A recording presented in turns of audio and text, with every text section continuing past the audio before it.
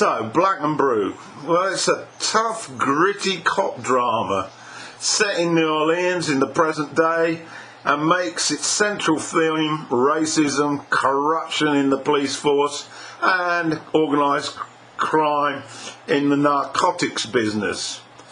We meet a rookie, Alicia West, first when she's out jogging in a park area. She's pulled aside by a patrol car. Two white police officers, heavyweights, rough her up to enrich their macho racism. And when one sees her badge, the atmosphere turns to a contemptuous stare as the pair slide back to their car, somewhat exasperated that they couldn't make an arrest. Alicia continues to the Lafayette Cemetery, where we see her touchingly at her mother's gravestone as she clearly tries to get some inspiration from memories. This sets the mood for the first half of the movie, which is in your face.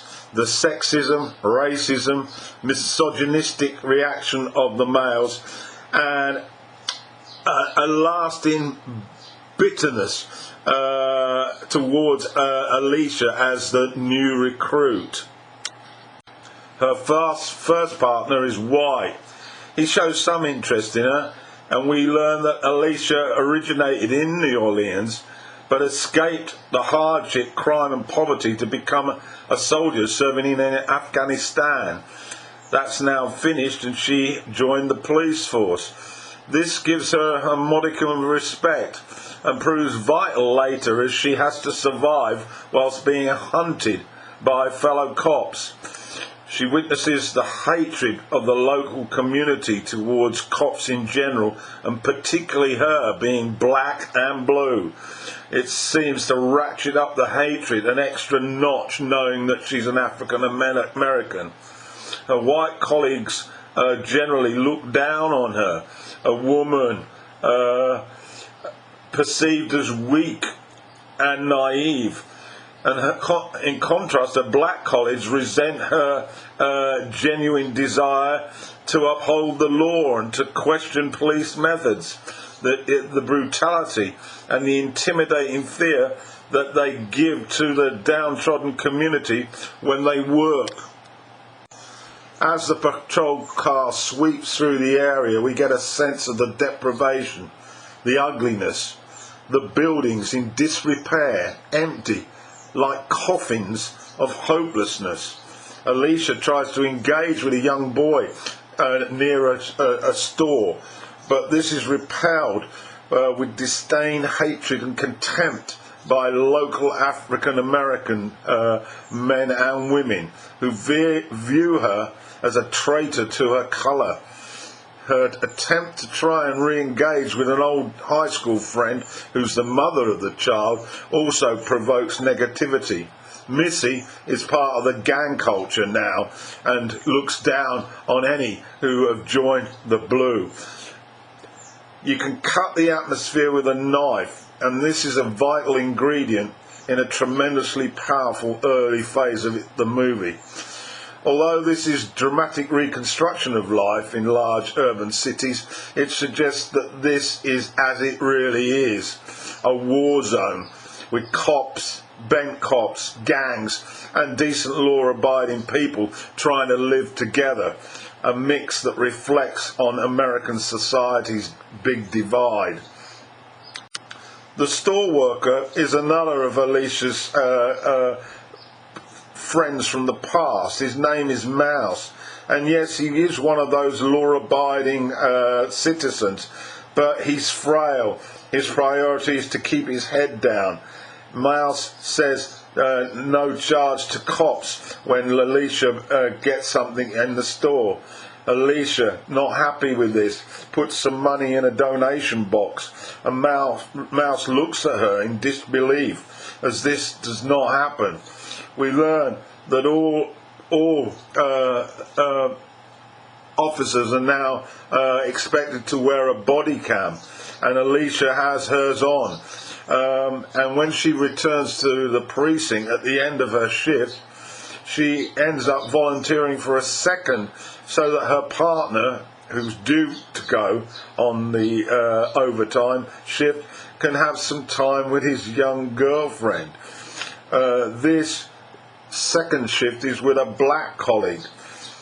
His demeanour is even more hostile, more critical than the white. He resents dramatically her rookie status, the audacity of her having been placed with him.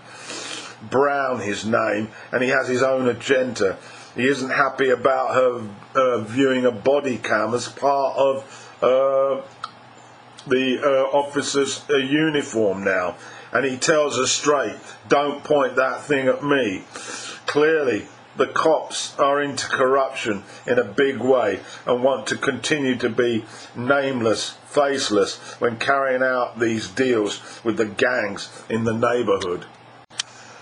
Shortly after, on the streets, it's now a little later, we witness again the brutal physical nature of an arrest by Brown as he slams a member on the dashboard, on the bonnet, and Alicia tries to calm the matter down as she sees a hostile group developing because of Brown's excessive force. But he eventually pulls a weapon from the man and then justifies it in the car. He justifies his heavy-handedness because his perception was he got a weapon and he's probably going to use it on me. Brown then gets a call on his private phone. He then tells Alicia that we're going to an area. She's slightly suspicious. Why should we be responding to anything on his private phone? When we get to an extremely run-down, dilapidated area with empty buildings, 2 or 3 stories in height, Brown tells her to stay in the car as he moves towards the derelict area. There's a car that Alicia spots, and this prompts her to get out. We're not quite sure, but the car runs off.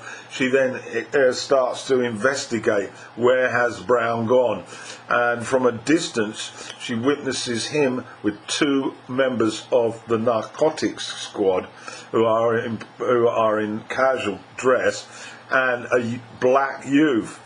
What then follows is the focus of the rest of the movie. Alicia has already switched on her body cam, and she witnessed as one of the narcotics officer, Malone, who's a superior, ends up shooting the black youth in the head. It's an assassination, and this then provokes her to run. She's spotted, and we have the first of lots of gunfire. So basically the issue is now on the table. She has witnessed this assassination. The police want her, they want the webcam, otherwise they're in deep shit. And this leads to her trying desperately to run for her life. Some gunfire has caught her, but fortunately she got a body vest on, although she is nicked in the side. And basically we're now at the stage where the movie shifts into full gear, hide and seek. The next 15 minutes are similar to a wild animal being hunted by a group, the wild animal being Alicia. She uses her skills that she developed in Afghanistan with hostile fire from the locals to evade the 3 or 4 of them that are now trying to find her, track her down and kill her. And this all reminded me of some of the footage that I saw in Training Day, another awesome movie about police corruption. So this plot development really becomes the rest of the movie. The assassinated youth, we learn, was a nephew of the chief drug pin in the area, who's heavily involved with the corruptions with the narcotics police officers, particularly Malone. So they are then made aware of Alicia, so they're after fight to get her as well. And so it then leads into a rather predictable hide and seek cop movie. She needs to get to the precinct and upload the video. The bent cops and the gang need to neutralise her before she gets there. And there's a ton of visual images of shootouts. It gets all rather messy. She managed to get some assistance from Mouse, who decides at last to get off the fence and help her get that footage to basically expose what's been going on. And the movie moves to a predictable finale.